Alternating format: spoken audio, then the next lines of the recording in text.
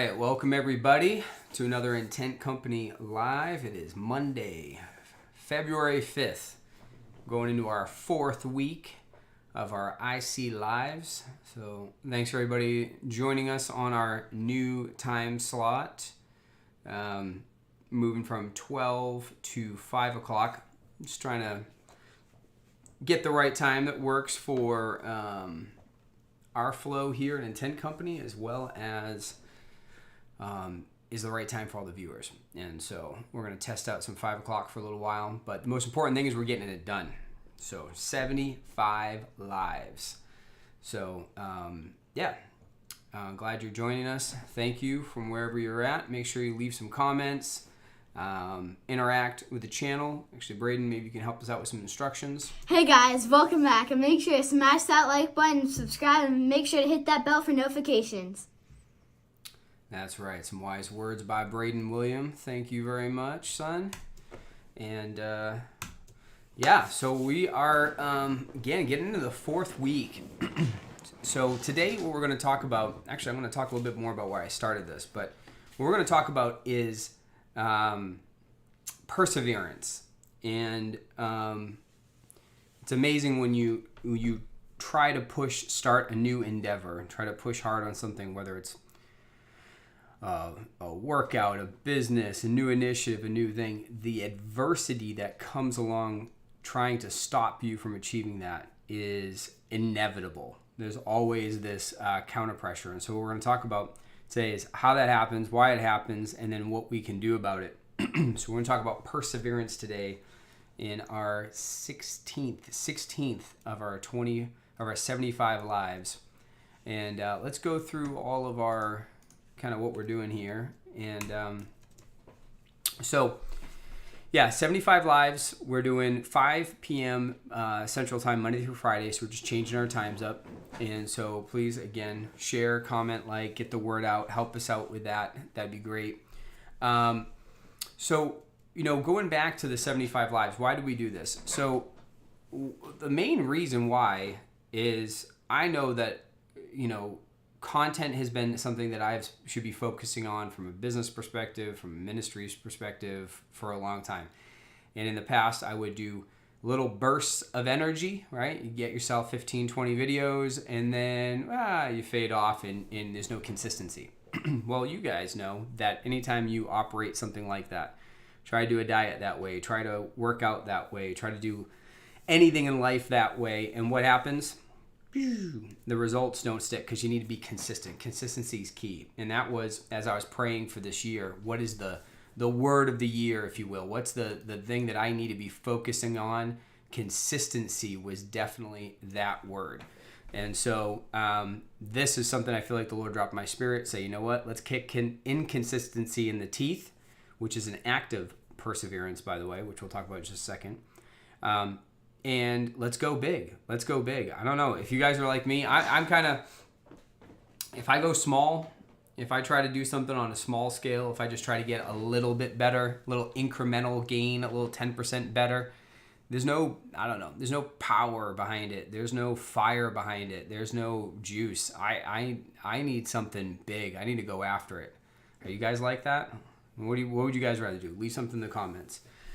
You guys rather go after incremental gains, or you try to go after something big? And I know for me, I mentioned this, if you go back all the way back to day one, I went off on this topic of consistency, of why we're doing this. And I know every great endeavor, every big major leap that I've taken in my life, in my business, in different areas, was just that. It was a leap. It was like jump out of the boat. Don't know if I got a parachute. We'll figure it out. Let's go see what happens. And that, for me, has been the thing that's created the most compelling gains. Now, you might not have the personality for that, but what moves you? What's going to get you to where you need to go? What's going to get you to do the things you need to do on a regular basis to get to the place that you know that you need to be in any area of life?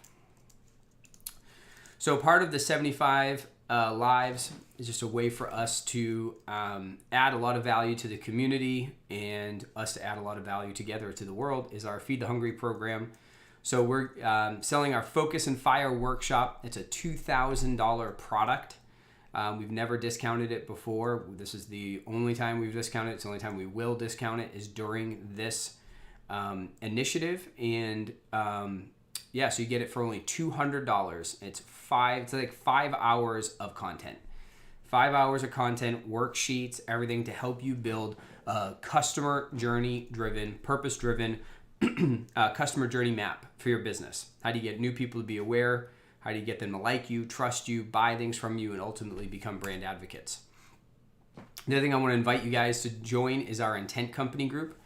All this stuff you can find at intentcompany.com/live. The link should be in the comment.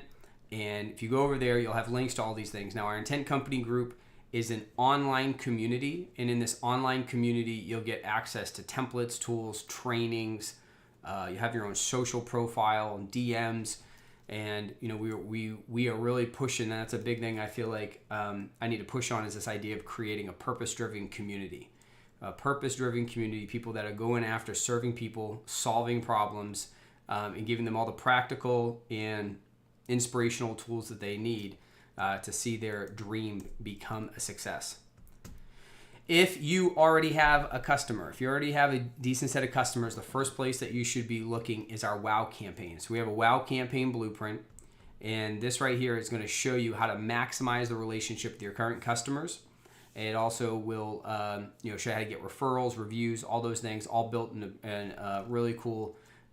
We got a PDF, like 75-page PDF, a 30-minute video explaining it. It's going to give you all the inside stuff on how to build your own WOW campaign, or as we also call it, an advocacy machine.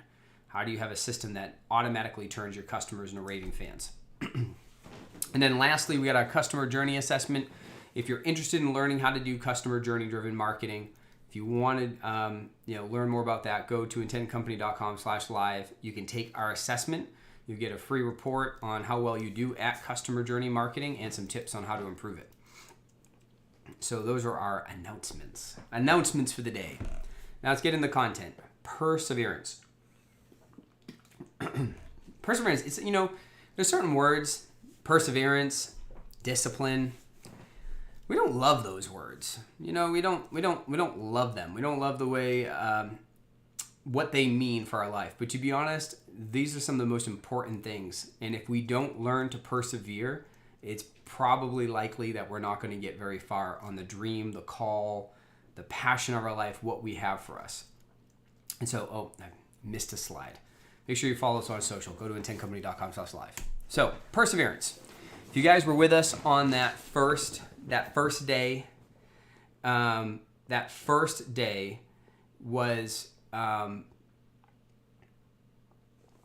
all about intent. It was all about the power of intent. It was all about consistency. And so intent, if you think about the word intent, there's really three definitions. Okay, 3 definitions if you think about it. So the first one is intentional, on purpose. Again, I know I'm recapping a little bit from our first session, but you gotta think about it. That's what most of the time we think about intent. Like, I'm intent to do something. I'm doing it on purpose. The second area, which is actually the bottom one here, let me get my laser pointer. Eager attention, showing eager intention. It's kind of like an intensity, or I'd call like a passion, right? You got like purpose, you got a passion. But what I want to talk about is this one right here. A resolve and a determination to do something. And I just define that as perseverance. So purpose, passion, and perseverance. So if you look at some of the synonyms, bent, set, determined, fixed, resolved, keen, hell-bent. I mean, those are some pretty aggressive words. There's like this internal decision, this internal fire, this internal, I think the word decision is actually right, because it is, because like you just decided that I will go through a wall, I will jump over the wall, I'll go through any, like whatever I gotta do, I'm gonna do to get this done. And if you think about it, it's very rare that we apply that level of energy, that level of focus to what we're actually going after. And some things maybe aren't, worthy of that kind of thing, right? Maybe there's, certain initiatives that we're doing that we don't feel like, it just doesn't deserve that level of passion. Well, if that's the case, then I think we should probably stop doing that. I mean, like, why participate in half-hearted initiatives? Why be half-hearted? Why be like we got this one life, we got this one thing we're going, like we got this one chance, these minutes spinning around this thing. What do we want to pour out our life into?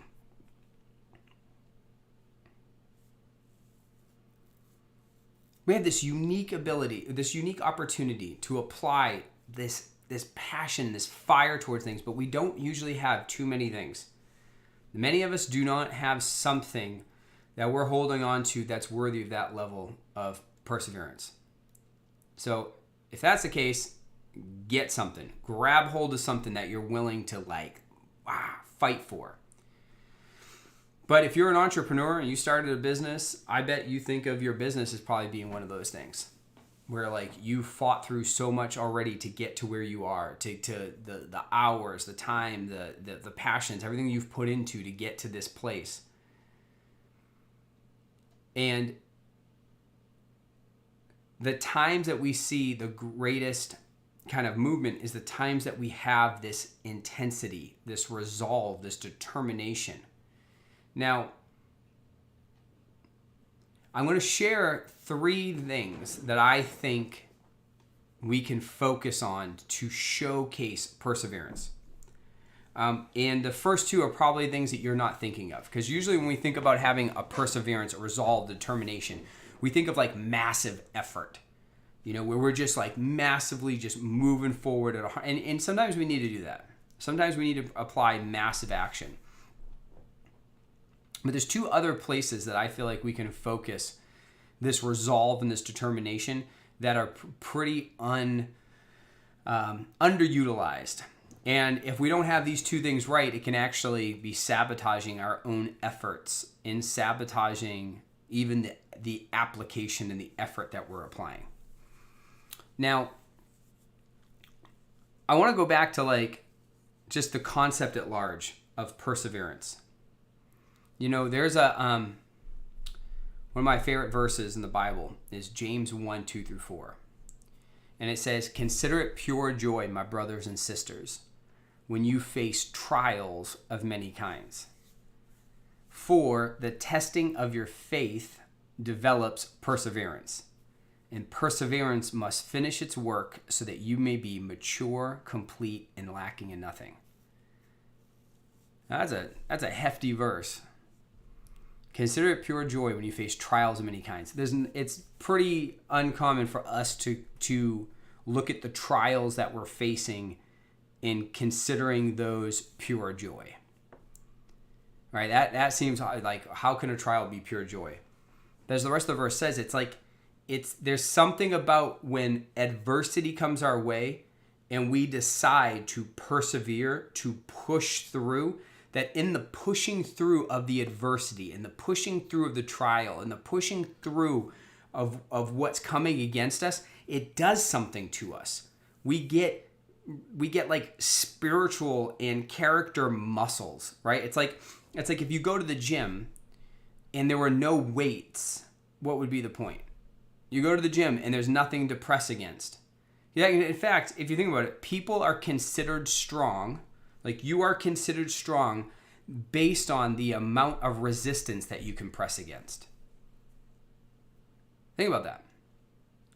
You go to the gym, you see somebody who's just yoked, boom, banging out 315, 3 plates, bench pressing, big, whoa, that dude is strong. Why? He's strong because we can visually see the amount of resistance that he's able to press against. All that weight wants to come crashing down upon him, but yet he has physical muscles that allow him to press against that resistance. And so we see that he's strong.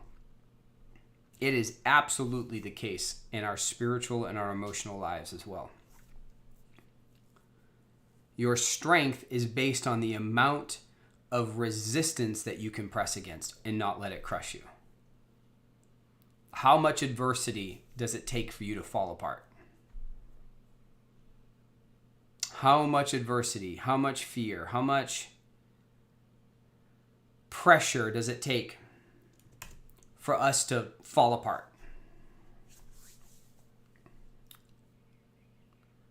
But see, we don't usually think of the spiritual, the emotional, the character development being in that case. So, not saying we go out and we look for trouble.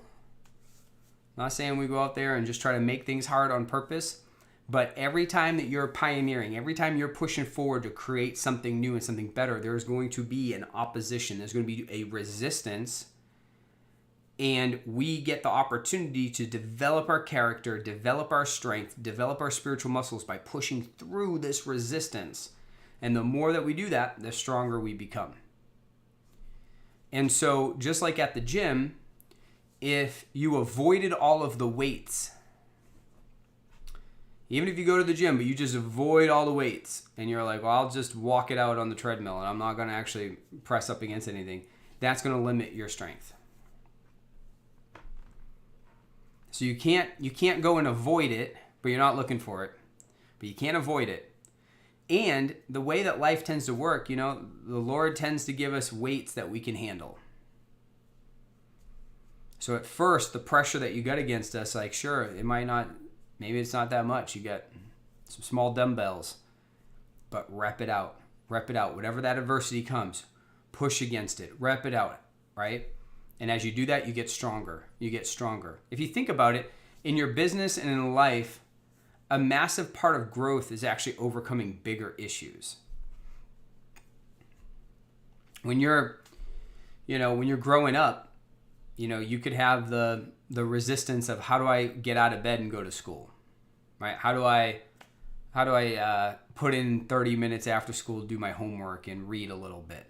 And that can be so challenging, right? I got a 10-year-old son. That's massive resistance to him. He has no idea what he's about to get into.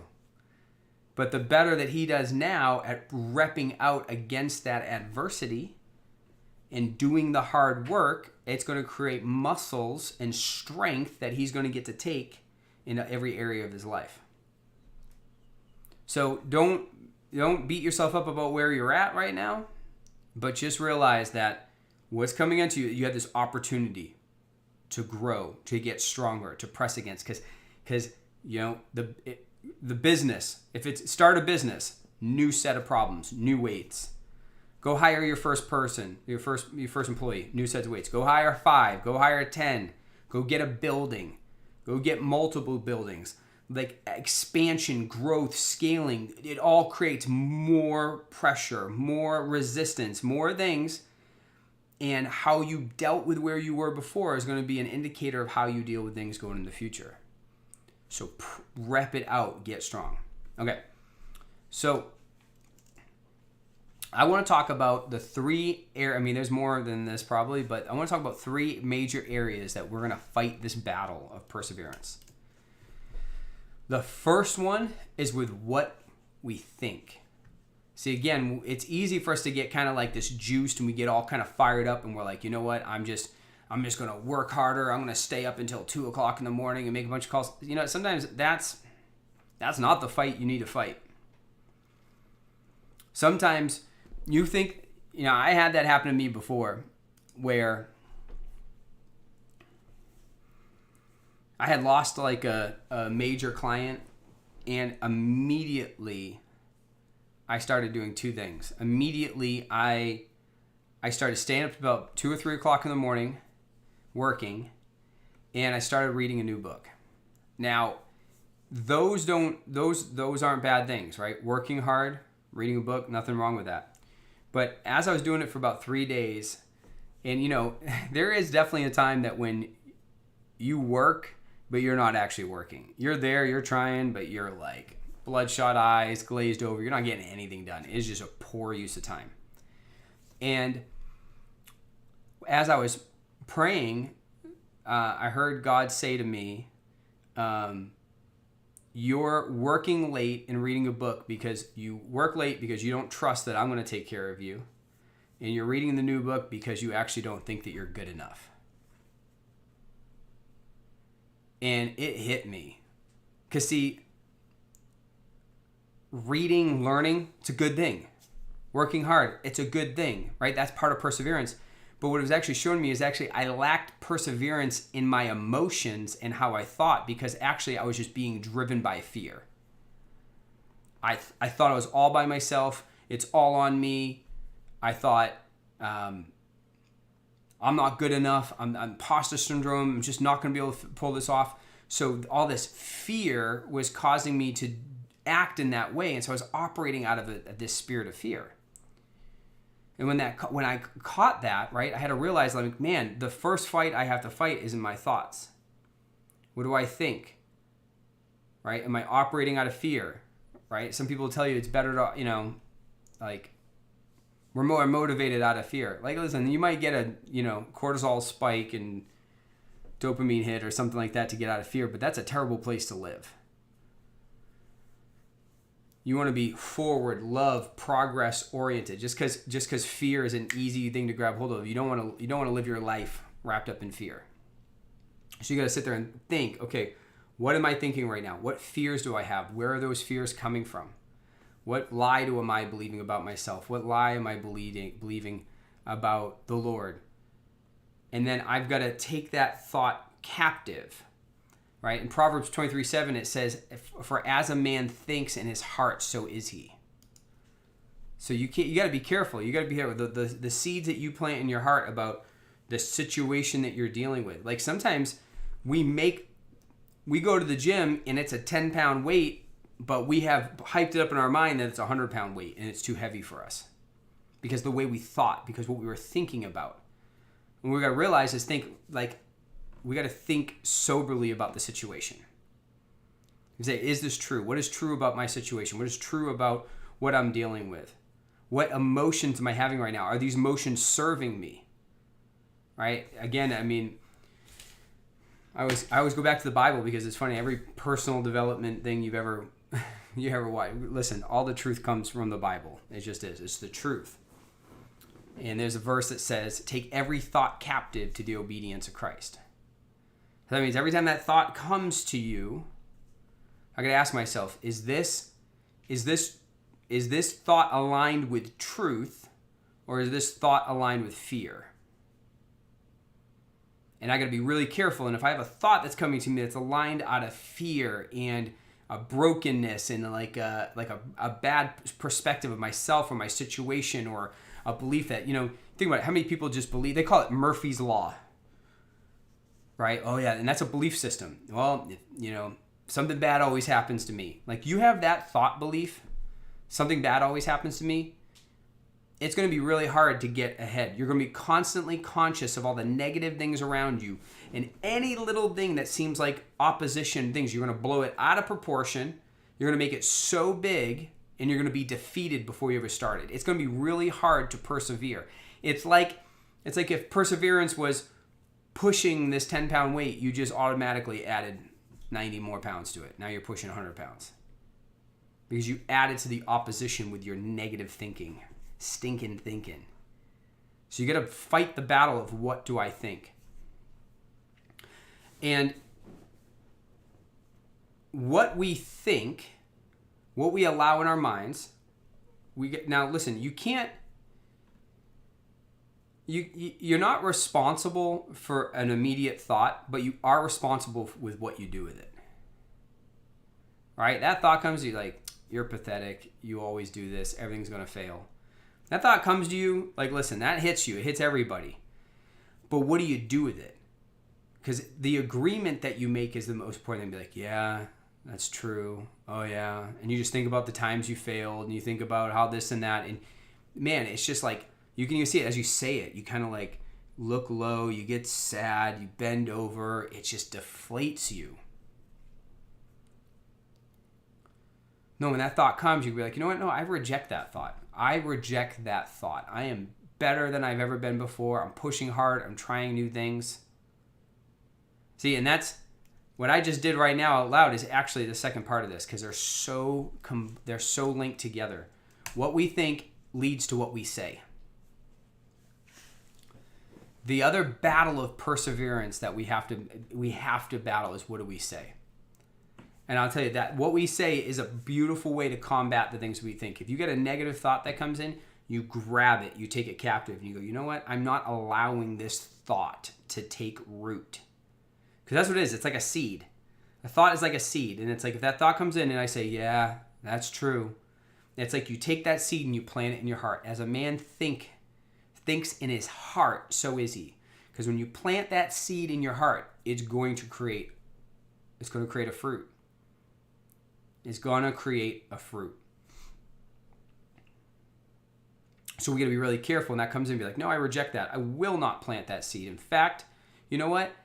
My God is with me. You know what? Good things come my way. I have opportunity. I have impact. I have good ideas. Like, you got to declare positive things over yourself. We as a society, we as people, especially high achievers, we curse ourselves.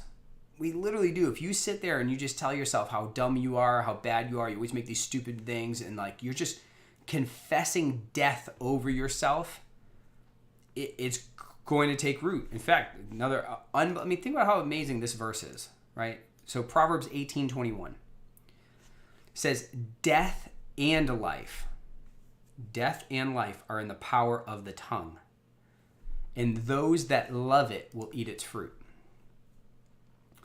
Death and life is in the power of the tongue. That means you have the opportunity to declare death or life. You have the opportunity to declare death or life over your business, over your finances, over your marriage, over your children, over your opportunities, over your health, over every aspect of your life. You have the opportunity to declare. And then it says, those that love it shall eat its fruit. That means it's like we're talking about. It's like a seed that gets planted, and guess what? The fruit will come out. You will reap what you sow. So if you reap destruction, if you reap death, if you reap words of negativity, you're gonna produce it. And I'm speaking this from the Bible, but there's so many psychology books and personal development books on science, everything like this. There's actually, I wish I had these things up here. There was a study done. Again, this is not like a Christian thing at all. So I know you'd be like, oh, he's always talking about Bible verses. Yes, I am. So there's a scientific study that had two plants, exactly the same, like size, health, everything. One plant basically got told negativity. You're stupid. You're this. You're blah, blah, blah, blah. The other one said, you're awesome. You're going to grow green. You're going to this, like positivity. The literal one that got the negativity, it died. The leaves got brown. I'm going to find the study. We got to find the study, Chelsea, and share it over there. But it, like, literally the leaves got brown. The plant died. Where the other one was vibrant and full of leaves and everything. Why? Because the power of death and life is in your tongue. Right? The Bible says that God spoke and he created the universe. And then it says that we were made in his same image. There's power. There is creation found in our words and what we say. There's another study. Again, this is just complete scientific studies. There was one where it was water. There was like a petri dish of water. And again, negativity spoken, positivity spoken. And then it, like, I forgot if they like froze it or they did whatever, but they took this magnifying glass, like a microscope, and looked deep at like the molecular structure of the water. And the one that had negativity was all like chaotic, and there was no like symmetry, and it was just like this kind of cluster of randomness. And then the one that had positivity, they almost looked like snowflakes. Like, there were like geometric shapes, and they were beautiful, and they expanded on each other. Death and life is in the power of the tongue. Even Ghostbusters got that right with the slime. If you're younger than 40, you don't know what I'm talking about. But there is power in what we say. And you think about it, it's progressive. What we think is the first thing. And oftentimes, again, you can't control what you think. But if you don't take it captive, if you're not intentional about like, no, I'm not going to think that thought. I'm not going to allow that negativity, that fear, that doubt, that pain enter. Like I reject it. If you don't, it turns into what we say. Again, another Bible verse. I mean, it says, out of the heart, the mouth speaks. You ever said something you didn't want to say to somebody, like you didn't mean to say it, even though you really thought it, you felt it, because it was in your heart. It just came out of you. It poured out of you. So we have to be super intentional about taking inventory of our thoughts. Is that a thought constructive? Do I want that thought? Do I believe in that thought? Am I taking that thought? Yes or no? And then declare. Every time, that's a great indicator. Like if you're getting a negative thought, you know what perseverance is? Punch that thought in the face by what you say. Punch the thought in the face by what you say. That negativity comes in, say something positive. Declare it. Fight it. Because what we think impacts what we say. And what we say is going to impact what we do. Our behavior, our flow, our lives, the execution that we do is going to be impacted by our thought life and what we speak. Like, think about this. If you have no confidence that, you know what, that what you're doing is going to work, how energized are you to make sales calls? How energized are you to record videos? How energized are you to like go try to find a business partner or make a product? Like when you've already like lost in your mind, you already said this won't work, nothing I do works, everything falls apart, I'm a loser, it's never worked. Like how is that going to impact your actions in in how you execute? See, this is like, it's like a river. You can choose to get into the river of grace, the river of the flow of good things happening. You start with your thoughts, you declare it, and then when you get in and you start doing it, there's grace and favor. There's good things come to you because you believe in yourself. You believe in what you're doing. This is like real stuff. In as an entrepreneur, as a leader of any kind, like as a parent, this is huge. Think about it, like with your kids. If you got negative thoughts about your kids and all you declare is what they do wrong and what they're going through, and like how are you going to motivate them? How are you going to get them to change? They're just going to believe the things that you said about them. If you say negative things about your kids, your employees, how is that going to energize them to go and be? No, we live up to the expectations of our peer group. That's why if you want to elevate your life, you want to elevate where you're at, get around people with higher expectations.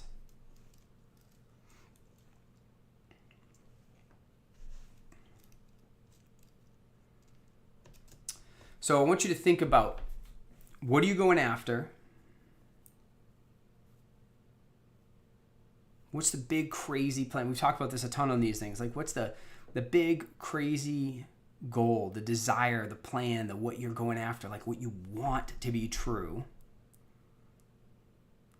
And ask yourself, what do you think about that? What is your thought process? What are you meditating on in that scenario? What do you allow to come out of your mouth? What agreements are you making? What declarations are you making? What confessions are you making about what you're doing? And take inventory. How does that impact? Are you energized? Are you confident? Are you executing timely and making it happen and doing things? And you know what? When you're done with your day, you set it aside and you go hang out with your family because you know that it's producing good fruit. You worked hard. It's going to happen.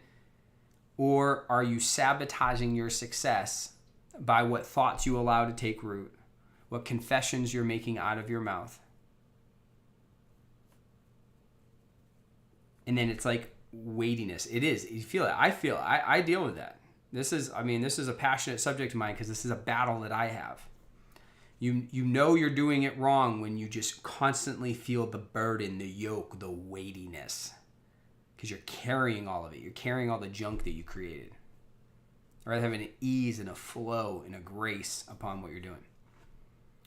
So if that's the case, if you're feeling like you're in that spot, I want you to back up to your thought life and say, what are the 3 to 5 lies, negative thoughts that I have consistently?